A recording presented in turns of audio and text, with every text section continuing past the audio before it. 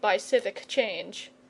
Look you, the spring is pure, but foul it once with influx vile and muddy clay, and none can drink thereof.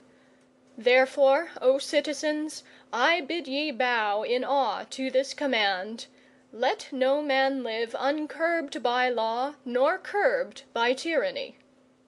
Nor banish ye the monarchy of awe beyond the walls.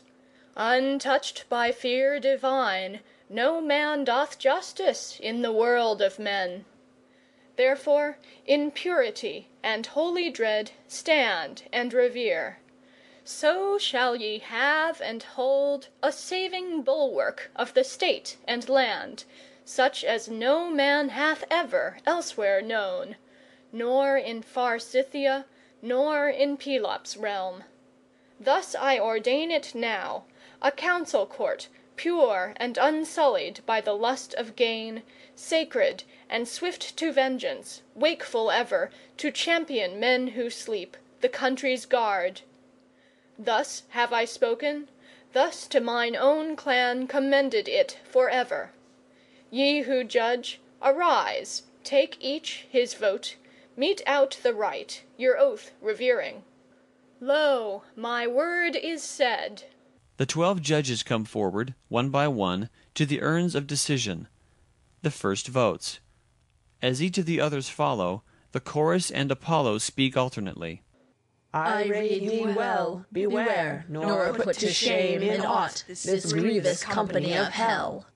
I too would warn you, fear mine oracles, from Zeus they are, nor make them void of fruit.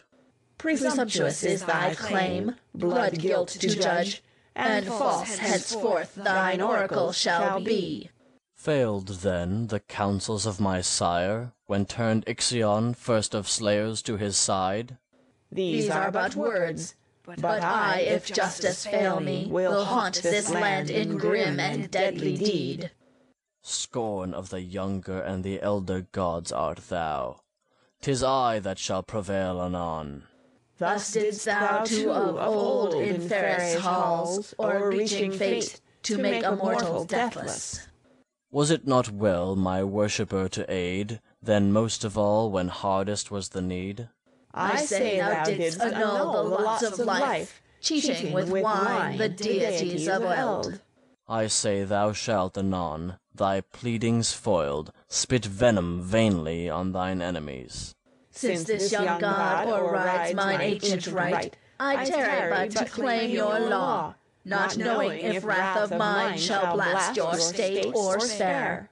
Mine is the right to add the final vote, and I award it to Orestes' cause, for me no mother bore within her womb, and, save for wedlock evermore eschewed, I vouch myself the champion of the man, not of the woman, yea, with all my soul, in heart, as birth, a father's child alone.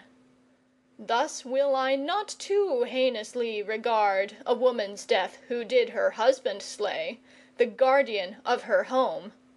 And if the votes equal do fall, Orestes shall prevail. Ye of the judges who are named thereto, swiftly shake forth the lots from either urn. 2 judges come forward, one to each urn. O bright Apollo, what shall be the end? O night, dark mother mine, dost mark these things? Now shall my doom be life, or strangling cords? And mine, lost honor, or a wider sway? O stranger judges, some aright the count of votes cast forth, and, parting them, take heed ye err not in decision. The default of one vote only bringeth ruin deep. One cast aright doth stablish house and home. Behold, this man is free from guilt of blood, for half the votes condemn him, half set free. O Pallas, light and safety of my home, thou hast given me back to dwell once more in that my fatherland, immersed of which I wandered. Now shall a Grecian lips say this: the man is Argive once again, and dwells again within his father's wealthy hall.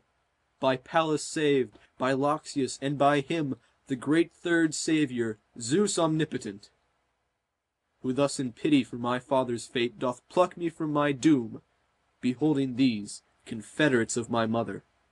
Lo, I pass to mine own home, but proffering this vow unto thy land and people. Nevermore, through all the manifold years of time to be, shall any chieftain of mine Argive land bear hitherward his spears for fight arrayed. For we, though lapped in earth we then shall lie, by thwart adversities will work our will on them who shall transgress this oath of mine. Paths of despair and journeyings ill-starred for them ordaining, till their task they rue. But if this oath be rightly kept, to them will we the dead be full of grace, the while with loyal league they honour Pallas' town. And now farewell, thou and thy city's folk. Firm be thine arm's grasp, closing with thy foes, and, strong to save, bring victory to thy spear. Orestes exits with Apollo. Woe on you, younger gods! The ancient right ye have o'erridden, rent it from my hands. I am dishonored of you, thrust to scorn. But heavily my wrath shall on this land fling forth the drops that blast and burn, venom of vengeance, that shall work such scathe as I have suffered. Where that dew shall fall, shall leafless blight arise, wasting earth's offspring. Justice, hear my call, and through all the land in deadly wise shall scatter venom, to exude again in pestilence on men. What cry avails me now? What deed of blood? Unto this land what dark despite?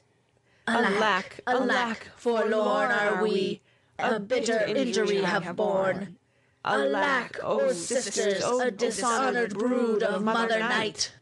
Nay, bow ye to my words, chafe not nor moan. Ye are not worsted nor disgraced. Behold, with balanced vote the cause had issue fair, nor in the end did aught dishonour thee.